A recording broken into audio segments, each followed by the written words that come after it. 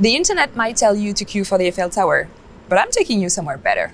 Hi, I'm Laurianne Melierre, Paris local and travel expert. Come along to experience my city.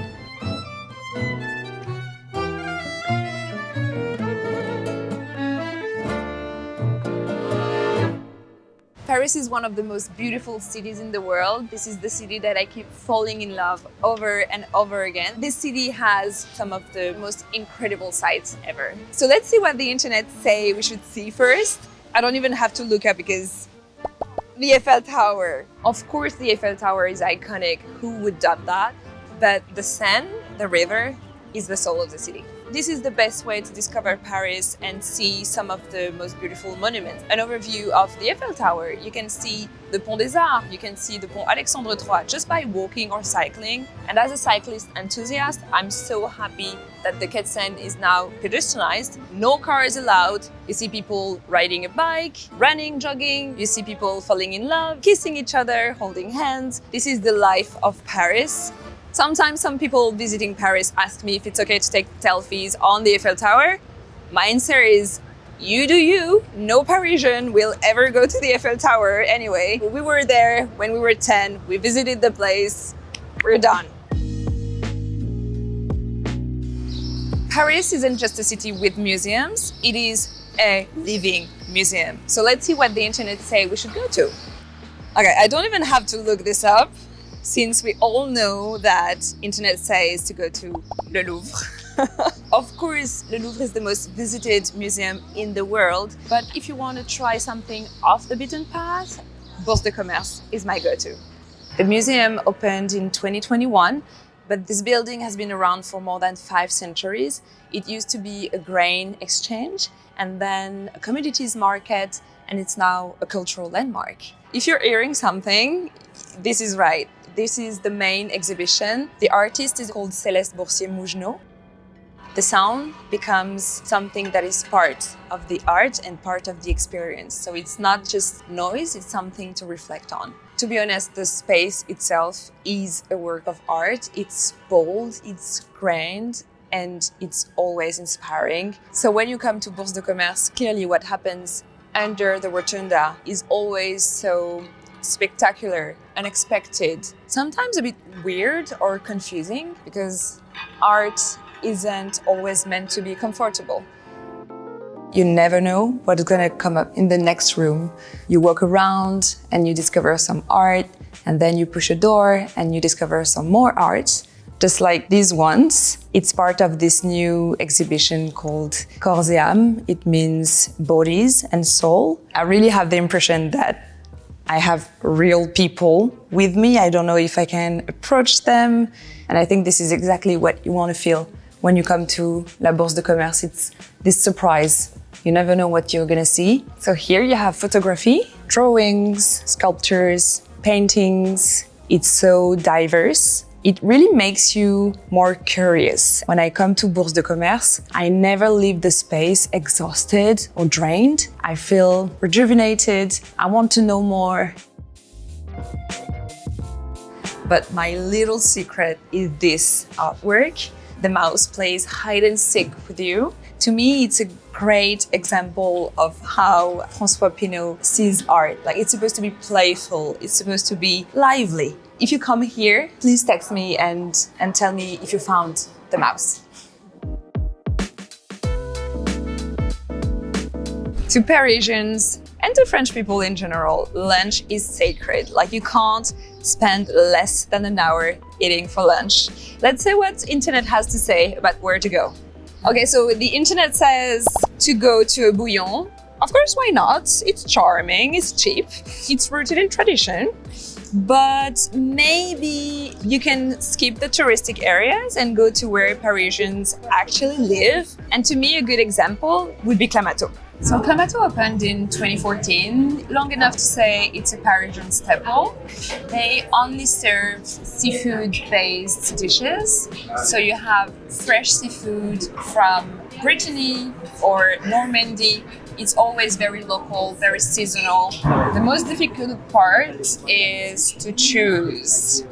I'm a seafood addict, so maybe we can order a Clamato Michelada. It's a mix of beer, mezcal, tomato juice, and Tabasco. Because it's lunch, but why not? I already feel better. Okay, so let's try this. Ooh, that is just spicy enough. It's juicy, like my mouth is watering. It's also because I'm starving. It's calling for a nap afterwards. The smell of a very good piece of bread. It's a bit acidic, you can smell the sourdough. I feel guilty having so much pleasure. It's mayonnaise, but on another level. Here's the grilled octopus with ajo blanco and fig leaf olive oil. Underneath lies a surprise. The surprise being the harissa, the spicy sauce.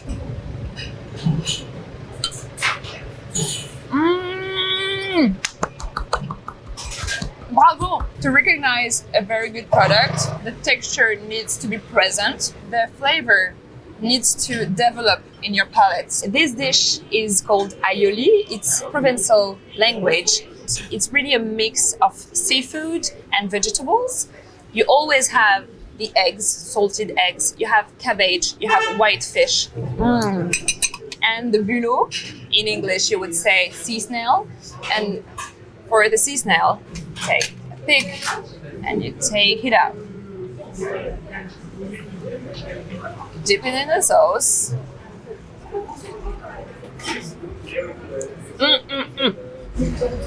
Oui, oui, oui. With bakeries on every corner, Paris is definitely pastry heaven. I'm sure the internet will point you to the best macarons and croissants in the city, but for a chocolate fix that is truly unforgettable, let's head to Plaque. Salut Sandra. Hello.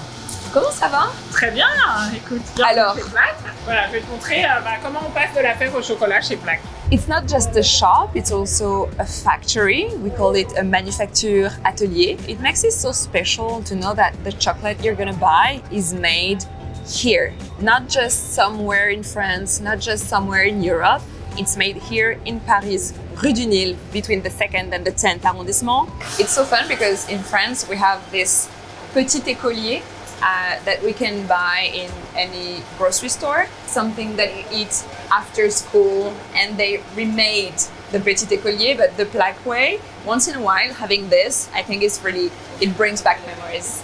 Plaque is not your typical Parisian spot, and still it is so ingrained in the life of the neighborhood. My favorite treat here, of course, there is the Plaque, so it's just pure chocolate and sugar, but I like to come and have not a hot chocolate, but a cold chocolate.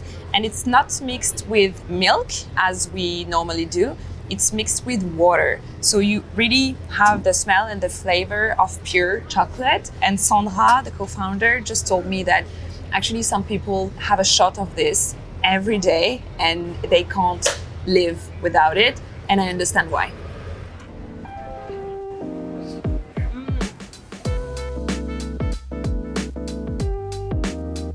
Shopping in Paris is serious business, and I'm sure that if you look up into the internet, you're gonna find plenty and plenty of recommendations, from fashion places to souvenir shops. But my recommendation is La Grande Épicerie. It's not just a shop, it's a food institution. To me, this is really the Disneyland of food. When I'm coming here, I'm always so excited because you have everything you ever dreamed of in terms of food in one place. Chestnut spread is very French. You can put it on crepe, you can just take it directly. This brand, Ogier, is one of the oldest. It says 1885. It's always sold out. In Japan, chestnut spread is very popular, especially in pastries, but very expensive, which is the opposite in France. It's very popular, but quite cheap. Some lucky locals actually buy all of their food here, but as it's a bit pricey, this is not what the regular customer does. The way they source the product is it's handmade.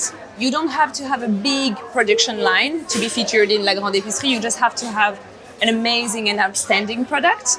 So Christine Ferber is here, and I can't think of any other place where you can find this range of jams. Here's a cultural cheat code. You can't really start a French apéro if you don't have chips. My favorites are breads. It's made in Brittany.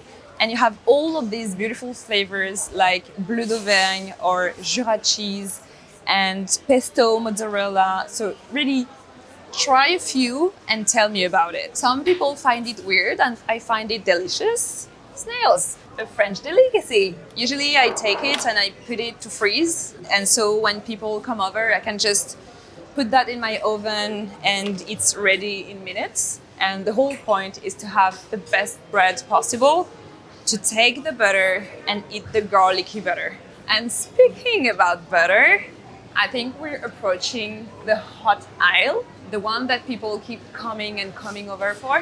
One of the most famous butter house is Beurre Bordier, Maison Bordier. They are located in Brittany.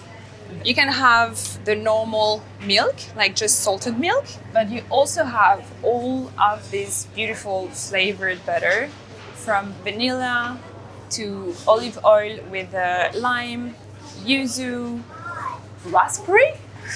This is a new one.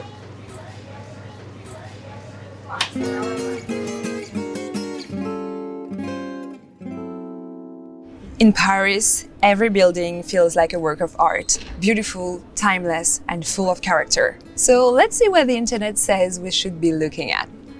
Notre-Dame de Paris, yes. Of course, everyone knows the beauty of Notre-Dame, especially since it's reopened, but I think I should take you maybe somewhere else. As a writer, this is a place that is so close to my heart. This is the BNF Richelieu site. BNF stands for Bibliothèque Nationale de France.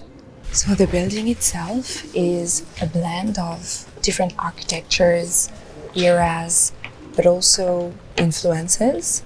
And we're now in the Oval Room, which used to be a study room, like a reading room. And since the reopening in 2022, it's completely accessible to the public. You have more than 20,000 books and more than 10,000 comic books. There is no hierarchy between culture. So a comic book is at the same level than a Flaubert manuscript, because it's really the interests of the researchers and of the people that gives a document its meaning. And when a document enters this space, it doesn't have any commercial value anymore. It won't be sold anymore. And so it's just a new piece of culture, a story, a testimony of the time that is accessible to people. If you look up, you'll notice some city names like Rome, Carthage, Thebes, Vienna. All of these cities symbolize the fact that culture has no borders. And I like seeing this around, like, of course, Paris is a cultural place, but culture can be found anywhere in the world. Paris is all about the art of living. Of course, we work and we work hard, but we work in order to afford a lifestyle and be comfortable. Just working without pleasure doesn't mean anything. Aperitif is very important in our culture. It starts around, I would say, 6 p.m. It's the end of the day and you're just a bit more relaxed. Okay, let's see where the internet thinks we should go for a drink. Not too bad. I go to Harry's Bar. My suggestion would be to go to Fréquence. It's still in the heart of the 11th arrondissement. It's independent, it's small. I like the vibe, it's full of locals. You will blend perfectly, just like their cocktails. We're at Fréquence, it means frequency. Of course, it's related to music because here we play music analog with vinyls. To describe the atmosphere, I think it looks like this painting. It's crowded, full of people dancing, chatting. You touch a shoulder, you touch an elbow, you order a drink, you see this old friend that you didn't see for a while, and you chat and you dance, and all of a sudden it's 2 a.m. and they're closing and you're like, wow, I had the best evening. Cheers! Sophie. It tastes like danger. These were my favorite places in Paris. I hope you enjoyed as well. Please leave a comment to tell me about your favorite places or ping me to debate.